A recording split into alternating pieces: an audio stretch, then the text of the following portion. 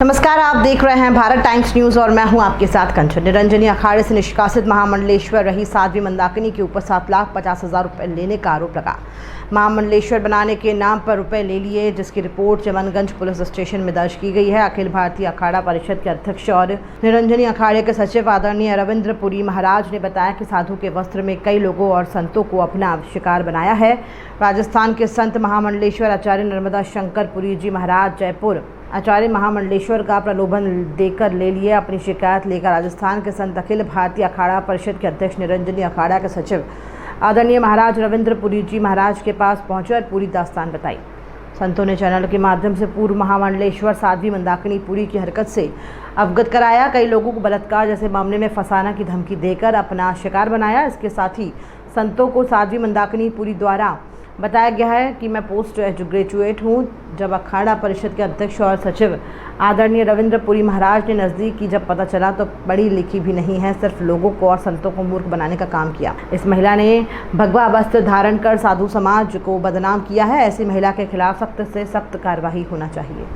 यहाँ पर निरंजनी अखाड़े पे आए हैं और ख़ास बात तो यहाँ है कि एक साध्वी महामंडलेश्वर थी जिन्होंने काफ़ी धोखाधड़ी करी है। 7.5 लाख का आरोप उन पर लगा है और उनको लेकर यहाँ पर उज्जैन पुलिस स्टेशन पर अपराधी पंजीबद्ध हैं। लेकिन बताया जाता है कि राजस्थान में भी उन्होंने इस प्रकार की हरकत करी है। वहाँ के राजस्थान के संत यहाँ पर आए हैं। हम उनसे जानेंगे कि हकीकत क्या है, पूरा मामला किस प्रकार से आपसे पैसे का लेन देन हुआ है और आपको किस प्रकार से जालसाज में फंसाया। आप महाराज बताइए कि किस प्रकार से उन साध्वी जी ने आपको झांसे में लिया है और कैसे पैसे आपसे लिए हैं। जी, ऐसा है कि 31 मार्च 2023 को उज्जैन में महामंडलेश्वर पट्टाभिषेक का कार्यक्रम रखा गया था और उस कार्यक्रम में जो खर्चा और जो हमने उनको ट्रांजैक्शन किए थे उसकी मेरे पास पूरी बैंक के ये रिकॉर्ड है। उस कार्यक्रम में बहुत ज़्यादा बड़ा कोई विशाल कार्यक्रम नहीं हुआ था क्योंकि खर्चा मुझे बहुत ज़्यादा बताया गया था, तो छोटे रूप में यहाँ कार्यक्रम रखा गया था। और उस कार्यक्रम के बाद में एक प्रलोभन मुझे दिया कि महामंडलेश्वर के बाद में एक अगला जो प्रमोशन है वो आचार्य महामंडलेश्वर का होता है, जैसा कि अखाड़े की परंपरा है। तो उसके बाद में लगातार मुझे बार बार में फ़ोन से और उससे मुझे कहा जा रहा था कि महाराज जी आप पैसे जल्दी से जल्दी आप जमा करवाएं। तो उसके बाद मैंने जो भी वहाँ 2-2.5 लाख रुपए का उस समय कार्यक्रम में जो खर्चा हुआ था उसके बाद में बराबर अभी पिछले अक्टूबर तक भी मैं पैसे उनको जमा कराता रहा। तो मैंने उनको कहा कि बहुत ज़्यादा पैसे मेरे पास में नहीं है क्योंकि मैं 20-30 लाख रुपए खर्च नहीं कर सकता। उन्होंने कहा कि जैसे भी आपके पास आए वैसे आप जमा कराते रहें। तो मैं अपने हिसाब से कभी 20, कभी 40, कभी 50 में इस तरीके से मैं ये करवाता रहा और कुल मिलाकर के 8,92,000 रुपये में अभी तक उनको मैं ट्रांसफ़र कर चुका हूँ। मैं अभी उज्जैन आया हूँ, अखाड़े में बैठा हुआ हूँ। आज का मैंने पेपर का न्यूज़ देखा है, उसमें उन्होंने बयान दिया है मंदाकिनी पुरी जी ने कि अभी 3,20,000 रुपये उनसे और लेने हैं। तो इस तरीके से एक तरह से मानसिक प्रताड़ना जिसको हम कहते हैं वो मेरे साथ पिछले 1 साल से लगातार हो रही थी। और मुझे अखाड़े के बारे में जब पूरी जानकारी नहीं थी और फिर जब मैंने मालूम किया तो मैं हमारे अखाड़ा परिषद के अध्यक्ष हैं माननीय रविंद्र पुरी जी महाराज, तो मैं डॉक्टर सुमनानंद जी महामंडलेश्वर जी मौन तीर्थ वाले, उनसे मैंने अपनी पीड़ा बताई। फिर वो हम लोग हरिद्वार गए और महाराज जी से हमने चर्चा की। तो महाराज जी ने बताया कि इस प्रकार अखाड़े में कोई पैसा लेकर के और किसी तरीके का ये सब नहीं करते हैं, आपके साथ में जो कुछ हुआ है वो गलत हुआ है। तो हमने क्योंकि हम महामंडलेश्वर जुड़े हैं निरंजनी अखाड़े से, तो हमारी सबसे बड़ी अदालत तो हमारा अखाड़ा है। तो हमने अखाड़े में अपनी पीड़ा व्यक्त की है और यहाँ पर उज्जैन में जो भी कुछ घटनाक्रम पिछले 5-7 दिनों से चल रहा है उसकी पूरी जानकारी अब धीरे धीरे मीडिया के माध्यम से, अखबार के माध्यम से मुझे मिली है। तो मैंने अपनी पीड़ा रविंद्र पुरी जी महाराज को मैंने बताई है। अब उसकी आगे की जो भी कार्रवाई होगी वो अखाड़ा परिषद जो भी निर्णय लेगा हम महाराज जी के आदेश का पालन करेंगे।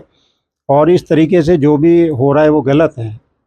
किसी संत के साथ में या उसको प्रलोभन दे करके और इस तरीके की छवि को, अखाड़े की छवि को खराब करना ये किसी भी प्रकार से उचित नहीं है। इसलिए जो भी दोषी हैं उसको सज़ा मिलनी चाहिए। आगे किसी के साथ में इस तरीके का फ्रॉड नहीं है।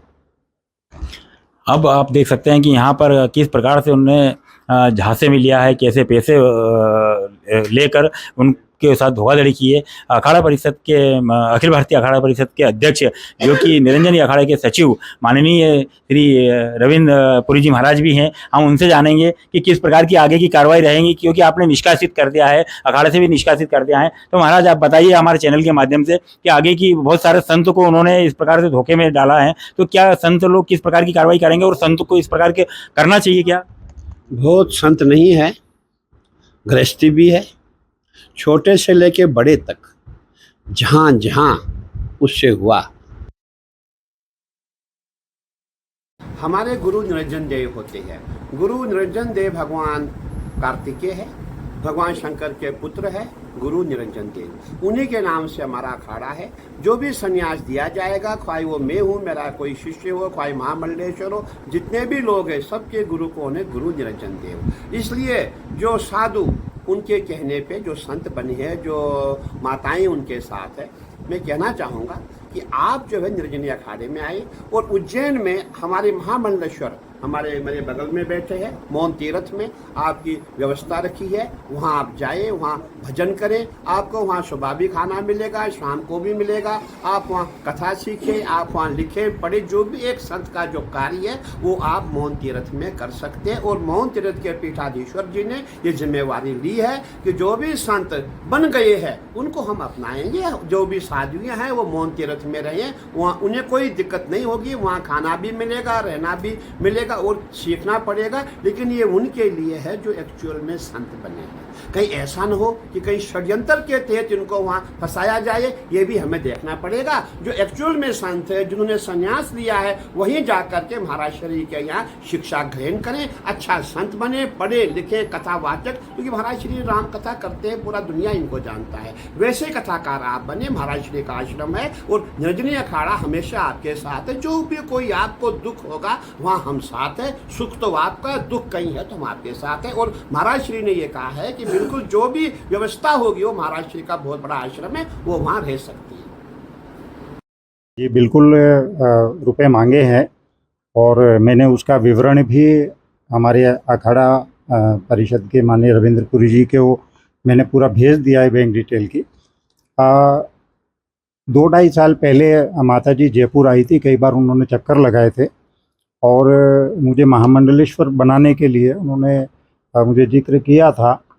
तो मैंने उनको कहा था कि मुझे महामंडलेश्वर जैसे पद की कोई आवश्यकता नहीं है, क्योंकि मैं बहुत वर्षों से अपने आप में अपने क्षेत्र में अग्रणी हूँ।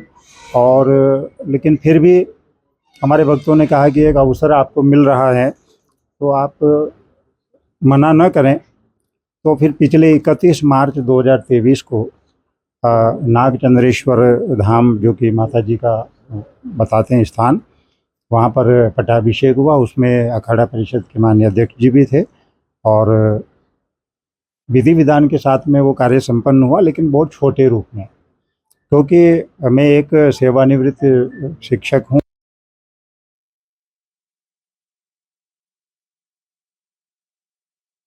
न करें, आपके पास जैसे जैसे धीरे धीरे हो वैसे आप दे दें। उस कार्यक्रम में बहुत छोटे रूप में 2-2.5 लाख रुपए का वहाँ लगभग उन्होंने खर्चा किया होगा।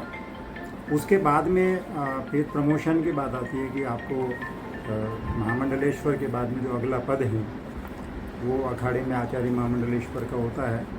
तो आपके पास 18-20 लाख का 30 लाख का जुगाड़ करें और पैसे आप जैसे हों वैसे धीरे धीरे करके उनको देते रहें। तो कार्यक्रम के बाद में लगातार उनके मेरे पास फ़ोन आते रहे पैसों के लिए, वो मुझे बार बार दबाव बनाते रहे। महाकाल की उन्होंने कई बार कसम खाई है और मुझे तो यहाँ तक भी कहा कि मेरे पास आटा नहीं है, मेरे पास तेल नहीं है और आप मुझे तुरंत पैसा दे।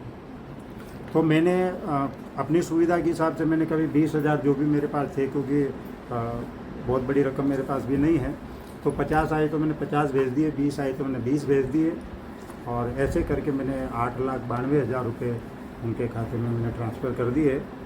अखाड़ा अखाड़े के जो कुछ नियम होते हैं, क्योंकि हम नए हमें पूरी जानकारी नहीं है, मैंने जिज्ञासा व्यक्त की थी कि मुझे अखाड़ा परिषद के माननीय हमारे जो अध्यक्ष जी हैं रविंद्र पुरी जी महाराज से मुझे मिलना है, उनके नंबर तो बहुत दिनों तक तो मुझे नंबर भी नहीं दिए गए थे। फिर उज्जैन में मोहन तीर्थ पीठ के पीठाधीश्वर हमारे निरंजनी अखाड़े के महामंडलेश्वर डॉक्टर सुमनानंद गिरी जी महाराज, जो कि सबकी सुनते हैं, तो मैंने उनको अपनी पीड़ा बताई। महाराज जी मेरे साथ में ऐसा ऐसा हो रहा है। महाराज जी ने कहा कि अपन हरिद्वार चलते हैं, अखाड़े में महाराज जी से अपनी पीड़ा व्यक्त करते हैं। तो हम पिछले महीने हम दोनों वहाँ पर गए, महाराज जी से हमने चर्चा की है। तो महाराज जी ने कहा कि अखाड़े में इस तरीके का कोई भी पैसा जो है वो किसी साधु संत से नहीं लिया जाता। तो हमने कहा कि हमें तो एक आश्वासन मिला हुआ है। तो महाराज जी ने कहा कि वो सब फ्रॉड है, और फिर वो चीज़ सामने आ गई है। अभी पिछले 7-8 दिन से जो भी घटनाक्रम उज्जैन में चल रहा है उसको सुन करके देख करके, और आज मैं यहाँ उज्जैन आया हूँ, अखाड़ा परिषद में बैठा हुआ हूँ, और मैंने यहाँ पर भी अपनी पीड़ा महाराज जी को मैंने व्यक्त की है। और मेरे पास पूरी बैंक डिटेल है, पूरा मेरे पास रिकॉर्ड है 8,92,000 का, तो मैंने उनको दिया है।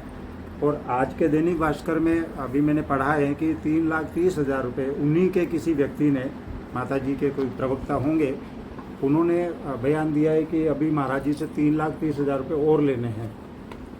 तो मैं समझता हूँ कि ये बहुत ज़्यादा अति है, और ऐसा अखाड़े में अगर कोई भी व्यक्ति करता है तो उसके ऊपर पूरा संज्ञान लेना चाहिए। मैंने निवेदन किया है हमारे अखाड़ा परिषद के अध्यक्ष जी को भी कि आप इस तरीके का जो भी गलत काम कर रहे हैं अखाड़े का नाम लेकर के, उनके ऊपर अंकुश लगना चाहिए। और माता जी के लिए तो बहुत सारी चीज़ें, बहुत सारे लोगों ने शिकायत दर्ज कराई है, तो उनके ऊपर कार्रवाई होनी चाहिए। और भविष्य में इस प्रकार का किसी भी साधु संत के साथ में या इस तरीके का फ्रॉड जो है वो नहीं होना। आपका आप संस्कृत के आचार्य भी हैं। जो अपने राष्ट्रीय स्वयंसेवक संघ के जो RSS के जो विद्यालय चलते हैं, विद्या भारती के, उसमें 22 साल की मेरी सेवा रही है। उसमें 18 वर्ष में जयपुर प्रांत में प्रधानाचार्य के पद पर रहा। मेरा अपना कोई स्कूल नहीं है, मैंने वहाँ पर नौकरी की है। और उन विद्यालयों में क्या मानदेय मिलता है वो तो सब लोग जानते हैं। हमने वहाँ के बच्चों की सेवा के लिए हम लोग काम करते थे, तो बहुत ज़्यादा पूंजी मेरे पास नहीं थी। उसके बाद फिर मैं कथावाचक के रूप में मैंने वहाँ से त्यागपत्र दे कर के, और अभी 10-12 साल से 15 साल से मैं एक कथावाचक के रूप में देश भर में मेरी ख्याति है, और मैं सब जगह घूम करके अपनी कथाओं को मैं करता हूँ। और इसी दौरान माता जी से हमारा एक भीलवाड़ा में कल्की राम जी है, योग गुरु हैं, उनसे परिचय हुआ, और उन्होंने माता जी से मुझे मिलवाया। हरिद्वार में मुझे गंगा के किनारे पर उन्होंने मुझे भगवा वस्त्र दिए। ये 2-2.5 साल पहले की बात है। जब पुलिस प्रशासन